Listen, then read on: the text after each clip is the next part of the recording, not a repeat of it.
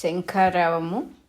మన recording number ఇక్కడ 103 103 అన్నమాట. పురుషోత్తమ ప్రాప్తి యోగము అనే చాప్టర్లో 15వ చాప్టర్లో ఇప్పుడు మొట్టమొదటి శ్లోకం చదువుకుంటూ ఉన్నాం. ఇప్పుడు మనం కార్యకారణ ధర్మము సృష్టికి బీజము. ప్రతి పనికిని వెనుక ఒక కారణముండును. మన సౌర కుటుంబమునకు కేంద్రమగు సూర్యుని వలన భూమి సూర్యుని చుట్టూను పరిభ్రమించుచు తన చుట్టూ తాను కూడా పరిభ్రమించుచున్నది. దీనికి కారణము సూర్యునిలోని ఆకర్షణ శక్తి. సూర్యుని కిరణముల వలన భూమిపైన జీవమేర్పడుట, వృక్షములకు ప్రాణమగు హరిత ప్రక్రియ జరుగుట, ఇతర జీవులకు వలయు ప్రాణవాయువు లభించుట, భూమిపైని జలములు ఆవిరి అయి మేఘరూపము ధరించి తిరిగి వర్షముగా ప్రసాదింపబడుట జరిగి భూమి జీవులకందరికీ జీవనం ఏర్పడుచున్నది. వీనికి మూల కారణము సూర్యునిలోని నేను అను చైతన్యము. సృష్టిలో కారణము లేని కార్యము లేదు. వర్షాజలములకు కారణము మేఘము, దానికి కారణము సూర్యకిరణములలోని తాపన శక్తి, దానికి కారణము సూర్యునిలోని వేడిమి హీట్ అండ్ లైట్ అను చైతన్యము, దానికి కారణము సూర్యునిలోని నేను ఉన్నాను అను ప్రజ్ఞ. ఇట్లు గమనించినచో కార్యము స్థూలముగను కారణము సూక్ష్మముగను ఉండును. మన భూమిపైనున్న జీవులకు స్థూలమైన కార్యము క్రిందుగను సూక్ష్మమైన కారణము పైనను ఉన్నట్లు గమనింపవచ్చును. ఒక వృక్షమునకు కారణమైన ఆధారము వ్రేళ్ళు, కార్యమైన పెరుగుదల కొమ్మలు. కారణలోకములు సూక్ష్మమైన ఊర్ధ్వలోకములలోనూ, ఫలితమైన భౌతిక వ్యక్త సృష్టి కింద లోకములలోనూ ఉండు ఈ సృష్టి మొత్తము ఒక వృక్షముగా కృష్ణుడు వర్ణించెను. మూలము క్రిందుగాను కొమ్మలు పైనను తల క్రిందులుగా ఉండు ఈ వృక్షము నెరిగినవాడు వేదము నెరిగినవాడగునని కృష్ణుని హెచ్చరిక. కార్యకారణ సంబంధములలోని సూక్ష్మగతులన్నీయు ఎరిగిన వానికి సృష్టిలోని రహస్యములన్నీయు అరచేతి ఉసిరిక పండు వంటివి. ఈ వృక్షమును ఆమూలాగ్రము ఎరిగిన వానికి ఖండ సృష్టి కాక సమస్త సృష్టియు ఒక్క చూపున దర్శనమిచ్చును. ఈ సృష్టి వృక్షమునకు అయిపోవుట ఉండదు. భౌతిక సృష్టికి అంతముండును గాని కారణలోకములతో కూడిన మొత్తము సృష్టి అయిపోవుట ఉండదు. సృష్టిని వృక్షములతో ఉపమానము చేయుట వైదిక కవి సమయము. మానములతో అనగా కొలతలతో కూడిన ఒక వృక్షముపై చక్కని రెక్కలు గల 2 పక్షులు ఆశ్రయించి ఉన్నవి.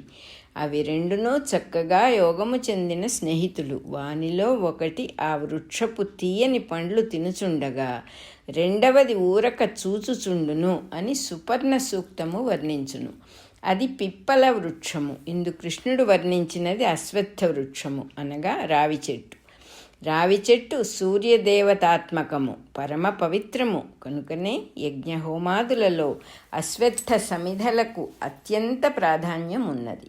ఈ సృష్టి మహావృక్షమును సూర్యదేవతాత్మకమైన అశ్వత్థ వృక్షముగా ఉపమానము చేయుట చక్కని భావన. లోకార్థము వేదార్థము అనే హెడ్డింగ్ ఇక్కడ. అశ్వత్థమను పేరులో మరి ఒక విశిష్టత ఉన్నది. అశ్వమనగా కిరణము అని అర్థము. కిరణముల నుండి పుట్టి వానియందే స్థానము కొని ఉన్నదని అశ్వత్థమను పదమునకు సూక్ష్మమైన అర్థము. దీనిని వేదార్థము అందురు. ప్రతి పదమునకు లోకార్థము వేదార్థము అని 2 విధముల అర్థములుండును. సామాన్య మానవుల నుండి మహాపండితుల వరకు లోకార్థమునే గ్రహించి వినియోగించుకొందురు. ఆధ్యాత్మిక జీవన సాధనలో అడుగుపెట్టిన వారికి వేదార్థమనగా ఏమో తెలియను. ఒక పదము యొక్క అర్థము సృష్టి రహస్యమును సమన్వయించునదై అది తనకు సమన్వయించినప్పుడు అది వేదార్థమగును. అదియును ఒక్క మారుగా తెలియుట కాక జీవిత సమన్వయముగా క్రమముగా విప్పారును. ఉదాహరణకు శుశ్రూష అను పదమునకు సేవ చేయుట అని సామాన్యుల అర్థము. పెద్దలకు గురువులకు ఉపచారములు చేయుట, వారు చెప్పిన కాయకష్టము చేయుట అని సామాన్యులు ఆ పదమునకు అర్థము చెప్పుకొందురు. శుశ్రూష అనవలెననగా వినవలెనను కోరిక. ఇది సరి అయిన అర్థము. దీనిని పండితులు ఎరుగుదురు. గురువుల యొద్ద చేరి వారు ప్రవచించు వేదాంత రహస్యములను, వారు ప్రసాదించు మంత్రోపదేశములను వినవలెనను ఆసక్తి అని పండితుల అర్థము. ఈ రెండిటి యందును వ్యత్యాసమున్నది. ఇవి రెండును కలిపి లోకార్థము అనబడును. ఇవి కాక మరి ఒక మెట్టు పైగా వేదార్థమున్నది. గురు శుశ్రూష అనగా గురువు సన్నిధిలో ఉన్నంతసేపును అతడు చెప్పిన వేదాంత మంత్రాదుల పునశ్చరణము అను అర్థము ఆధ్యాత్మిక సాధనకు చాలదు. ప్రతి అంశమును ప్రతి నిమిషమునను అతడు గురువు ఆదేశములనే విని ఆచరింపవలెను. అట్లని ప్రతి విషయమునను గురువుగారు చెప్పిననే గాని ఏ పనియు ఆచరింపను అను అలసత పనికిరాదు. దేనికైనను గురువుగారి ఆదేశమే కావలెను అనువాడు సోమరి అయి బుద్ధిహీనుడై అప్రయోజకుడగును. నిజముగా గురు శుశ్రూష అనగా తన జీవితమును గురువునకు సమర్పణము చేసుకొని ప్రతి నిమిషము ప్రతి సన్నివేశము ప్రతి వ్యక్తి అప్పటి నుండి అతని గురువు వాక్కునతడు వినుచుండవలెను. తన వ్యక్తిగత జీవితము పర్సనల్ లైఫ్ వేరుగా ఉంచుకొను పరిమిత భావము ఉండరాదు.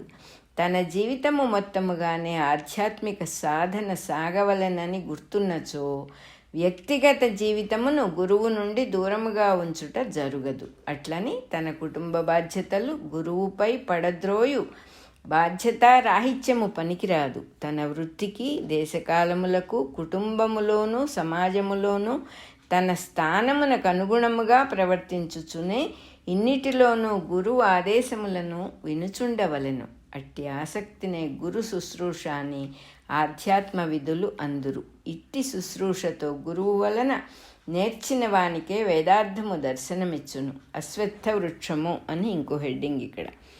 ఇట్లు విని తెలిసికొనదగినది ఈ విద్య అని కృష్ణుని భావము. కనుకనే పైన మూలము కింద శాఖలు కలిగి ఉన్న ఒక అశ్వత్థ వృక్షమును గూర్చి పెద్దలు చెప్పుదురు. అయిపోవుట అనున్నది ఆ వృక్షమునకు ఉండదు. ఛందస్సులే దాని ఆకులు. దాని నెరిగినవాడు వేదము నెరిగినవాడు అని కృష్ణుడు దీనిని ఒక పొడుపు కథగా చెప్పెను. పెద్దలు చెప్పుదురనగా వినువారుండవలెను గదా. చెప్పుట వినుట అను ప్రక్రియ ద్వారా విజ్ఞానము గురు శిష్య పరంపరగా ప్రసారణమగును.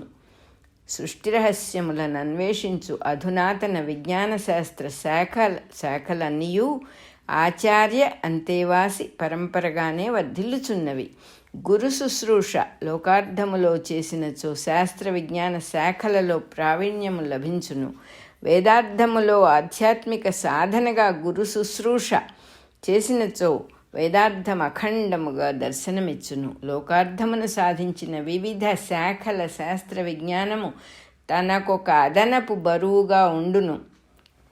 ఆధ్యాత్మిక విద్య తన యందు భాగమై తన జీవితము దాని యందు సమన్వయించును. ఈ విద్యను మరచుట ఉండదు, కనుక అయిపోవుట ఉండదు. తన జీవితమున భాగమైన భోజనాధికములనెవడైనా మరచున అరటిపండ్ల గెలను తలపై మోయిట వంటిది శాస్త్రశాఖల విజ్ఞాన విశేషము. అరటిపండు తాను తినుట వంటిది ఆధ్యాత్మిక విద్య. ఛందస్సులే దీని ఆకులు అని కృష్ణుని వర్ణనము. ఛందస్సులనగా వేదములని అర్థము. ఇది పండితులలో ప్రచురముగానున్న అర్థము. ఛందస్సు అనగా ఒక కొలత, ఒక లయబద్ధమైన గమనము. ఈ అర్థముననే పద్యములు శ్లోకములకు గల గణ యతి ప్రాసాదులను తెలుపు శాస్త్రమునకు ఛందస్సు అని పేరు వచ్చినది. ఉచ్చరించు వాక్కునకు సంబంధించిన లయ శృతి గమనము అనువానిని వివరించున్నది ఛందశాస్త్రము. అట్లే బ్రహ్మదేవుని ఉచ్చారణమగు ఈ సృష్టి అను వాక్కునందుగల లయ శృతి గమనములను ఛందస్సులు అందురు. ఉదాహరణమునకు గాయత్రి ఛందస్సు 8 అక్షరములు గల 3 పాదములు కలిగి ఉండును. 8 మంది వసువులు భౌతిక సృష్టికి అధిదేవతలు. భూలోకమనగా భౌతిక పదార్థము. అందలి కదలిక లేక ప్రాణశక్తి భువర్లోకము. అందలి ప్రజ్ఞయగు నేను అనబడు కేంద్రక ప్రజ్ఞ న్యూక్లియర్ కాన్షియస్నెస్ సువర్లోకము. ప్రతి అణువునందును ప్రతి జీవి అందును బ్రహ్మాండమునందును ఈ 3 లోకములను ఉన్నవి. ఈ 3 లోకములతో కూడిన అష్టవసువుల ప్రవృత్తిని సూచించున్నది గాయత్రి ఛందస్సు. ఇట్టి సృష్టిని బట్టి ఈ ఛందస్సు ఏర్పడినదని అర్థము కాదు. గాయత్రి ఛందస్సు అనబడు గమనము సృష్టిలోనూ సృష్టికి పూర్వము కూడా ఉన్నది. దాని ప్రభావముననే ఈ గమనము సృష్టిలో వ్యక్తమై నడచుచున్నది. అట్లే సృష్టికి ముందు నుండి ఉన్న త్రిష్టుప్ అను ఛందస్సు యొక్క ప్రభావమున సృష్టిలో రుద్రలోకములు అనగా planes of vibrations and forces పుట్టి వర్తించుచుండును. శక్తి, శబ్దము, కాంతి మొదలైన అంశములలోనున్న ధర్మములన్నీయు రుద్రలోకమునకు చెందినవి. అవి ముఖ్యముగా 11 గుణములుగా ఉండును. దేవతలలో రుద్రులు 11 గుణములుగా ఉన్నారు. ఈ అంశములను వివరించుటకు గాను 11 అక్షరముల త్రిష్టుప్ ఛందస్సులో కొన్ని వేద మంత్రముల రచన జరిగినది. అట్లే 12 అక్షరముల జగతి ఛందస్సు నుండి ఆదిత్యలోకములు సృష్టి అయి ప్రవర్తించుచున్నవి. దేవతలలో ఆదిత్యులు 12 గణములుగా ఉన్నారు. దేశము, కాలము, స్పేస్ అండ్ టైం అను వానితో కూడిన సృష్టిలో ఇట్టి ఛందస్సులు లేక గమనములు కొన్ని వేలు కలవు. ఇవి అన్నీయు ఈ అశ్వత్థ వృక్షమునకు ఆకులుగా రూపొంది ఉన్నవని కృష్ణుని వర్ణనము. 1వ నెంబర్ శ్లోకం అయిపోయింది. అదేవిధంగా 103వ రికార్డింగ్ నెంబర్ కూడా అయిపోయింది.